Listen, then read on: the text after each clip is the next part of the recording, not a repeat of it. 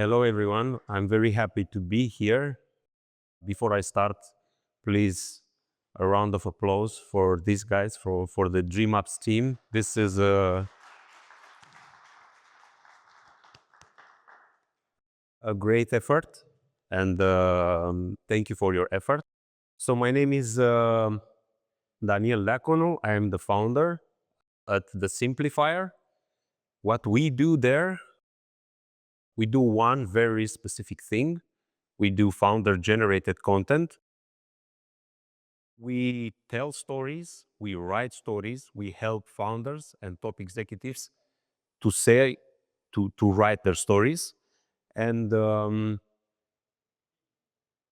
here today to tell you how you can use your own story, how you can tell, how you can write your own story to generate awareness and, of course, leads on LinkedIn. But before I do that, I want to share with you my story very briefly, because chances are most likely you won't remember anything from my presentation today. But if you do remember something, chances are you will remember this story. So it's back in 2018. I was in Croatia, in Rimini, attending my fourth MBA module. Back then, I was running a cleaning company. At the peak, we had more than 100 employees and national presence in Romania. So you will say, what's the connection between cleaning and software? There's no connection. But while I was there, I was staying with another 5 people at the same table. The other 5 people, they were all very chill, very relaxed. I was the only one that was super stressed. I was answering emails, going out to take phone calls. Why? Because back in Romania, my team was opening our 7th branch in the 7th city in Romania, and there were a lot of problems. So I was in the pain of growing, okay? I know how hard it is to scale a business. And then at one point, one of the guys at the table approaches me in the break and asks me, "Hey man, why are you so stressed?" And I tell him about it. "Look, we are opening our 7th branch in Romania, blah, blah, blah." And he said, "Oh, how cool is that? We have a software company and we sell our product in 20 countries. And I was like, what? What do you mean? You're telling me that you have employees and offices in 20 countries? Like, that was everything I knew about software back then. Actually, nothing. I didn't understand what software is. The guy, of course, when I told him this, he started laughing, but he was a very gentle, very nice guy. And he explained me what software actually is. And once I understand that you can build this digital product and you can sell it from one office everywhere in the world, I was just fascinated. And I said, okay, I will sell my cleaning business and I will open a software company. Fast forward to 2025, I sold. It took me 1.5 years to sell the cleaning business. So it wasn't like this. It took some time. But since 2020, I started working with software companies. I still haven't found the product. In the past 5 years, I failed 3 products, so I don't have a software product yet. But I'm working with software companies, with founders and top executives. And what we do is we believe that the best marketing comes from the founder, especially when you're in the early stages. Nobody can promote the business better than the founder. So what we do, we help these people to build trust and authenticity through content. We help them tell their story and share their journey through content. And we always encourage people to use LinkedIn as a stage. Especially if you're in B2B, you need to use LinkedIn as a stage. And because it's a great channel for you to get visibility. And we encourage people to tell their stories, to build in public, to tell people what they are building, what they are doing. Why? Because if you're doing this consistently, you get visibility. And if you get a lot of visibility, then you become familiar. When you're familiar to people, they tend to trust you. And of course, when they trust you, they buy from you. So now I told you I'm here because I understand that there are a lot of early stage founders here in the room. I'm very happy to be here with you.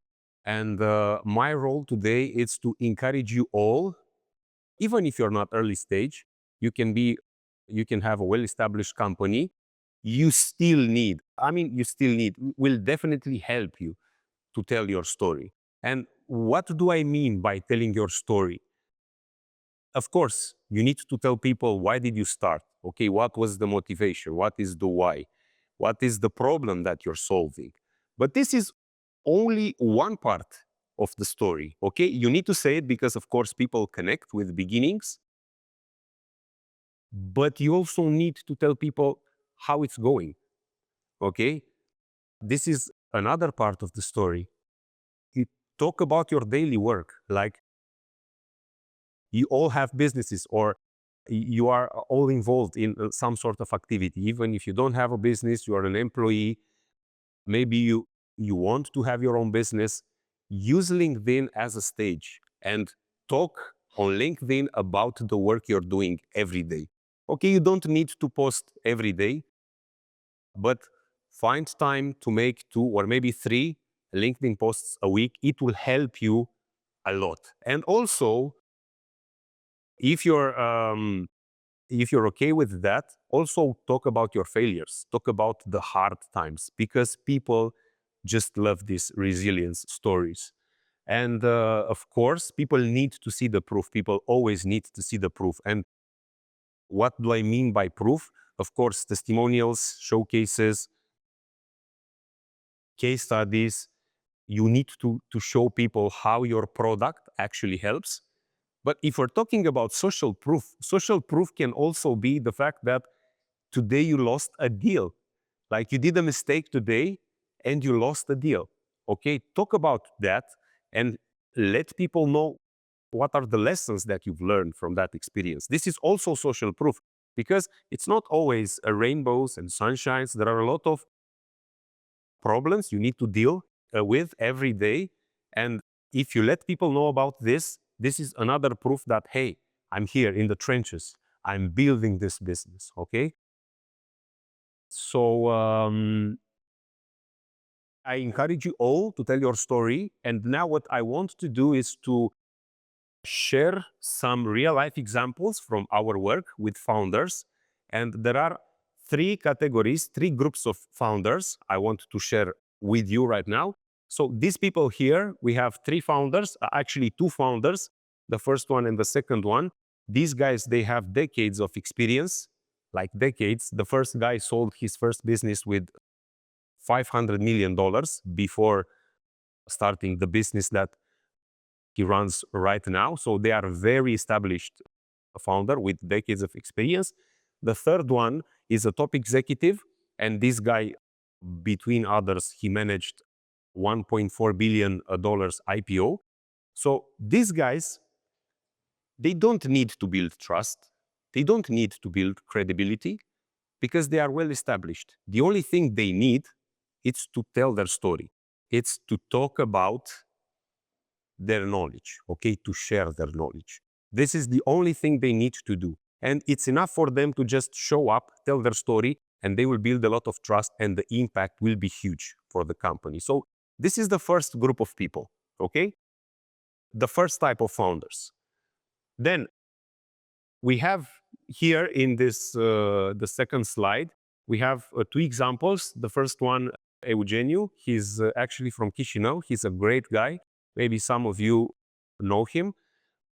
So Eugeniu and Wilma, she's from Sweden. They are both established founders. They have very strong businesses.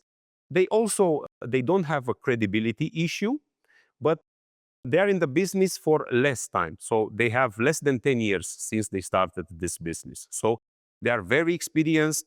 They know a lot of things. What they need is also to share their knowledge, to get visibility. okay? But they are not at that level of the first group, okay? And the third slide that I want to share with you, these guys are from Romania, brilliant developers. They built a great product, they built a phenomenal product, but few people know about this product so far. As Marin said before me, you can have the best product in the world. If nobody knows about it, then it makes no difference. So they also started to post on LinkedIn. They also started to become visible on LinkedIn to generate awareness and to build trust. Why do I want to share this three group of people, of founders with you? Because, it's very important to understand that if you're just starting, you may be the smartest person in the world. But if you're just starting, you just need some time, okay? You cannot expect, if you're just starting, to make a LinkedIn post and to have thousands and thousands of views and the impact to be huge and to get, I don't know how many leads. You just need to approach things step by step. This is a long process. You need to go step by step and just be patient, okay? Just be patient, but make no mistake. Every small thing that you're doing adds, okay? And you do little today, little tomorrow, and in the long run, it's that snowflake effect, okay? So you have all of these successful founders, and then, well, you have me, but I preach what I teach, and I believe that we need to be authentic. And I also wanted to share some of my LinkedIn posts with you as well. And this is a very important exercise. This is a very important point that I want to make. So the first post has almost 150,000 views. The last post has 381 views. I want to ask you, the second one, 12,000, third one, 11,000. Which one of these posts do you think performed the best? Like, which one of these posts bring us the most leads? What? The last one. Why? The first one, the last one. Okay, the truth is that you're right. Okay, the last one with the 300 impressions brought us 2 qualified leads. The first one, okay, bring me some followers, but 0 leads. What I want to point out is that you don't need to become viral on LinkedIn to get leads. The first one was a satire, okay? It was a joke, and people relate to jokes. But it doesn't help me too much to have, I don't know, 150,000 views from the wrong audience. I rather prefer to have 300 views from the right audience, people that have been following my content, and out of those 2 leads, we are very close to sign a contract. So the point is that you also need that exposure, okay? You also need people to see you when you make a joke. You also need that type of content. But the most important type of content is this one, this type of problem solution content, where you show people your expertise, when you talk about a very specific problem to a very specific audience, and you show them how to actually solve that problem. Okay, and I have a practical exercise for you before I finish. I want, first of all, to ask which one of you made a post on LinkedIn about the fact that you are here today. Please raise your hand. How many of you made a post? Only 1? 2? 3? Wow, you're joking. And what about you, the other one in the room? So I want to challenge you to write a LinkedIn post, maybe now, maybe in the first break, because if you're here today, this is part of your story. If you're building a business and you're here today, this is part of your story. And I challenge you to make a a post on LinkedIn where you just mention 3 simple things. What made you decide to come here? What did you learn today? And what is that one specific thing that you can apply to your business today or tomorrow? Like, take any opportunity. If you're an early stage founder, you need to take every opportunity you have and tell your story. It can be on LinkedIn, it can be on Facebook, it can be on YouTube. Just tell your story everywhere. I want to share with you, this is a TikTok account that I made together with my wife less than 2 months ago. It has nothing to do with business. We're just sharing our story. And we're just telling people how it is to raise 3 kids and stay mentally sane while running a business as well. So this is personal stuff. What I'm trying to say is that we have, I don't know, 8,000 followers and more than 2 million views in less than 2 months. Everything is organic. What I'm trying to say is that you never know who might listen. So just tell your story. You don't need to be the perfect copywriter. You don't need to write the perfect content. Just dare to tell your story. It will help you in ways you cannot imagine. This was my presentation. I hope you are able to take something useful from it.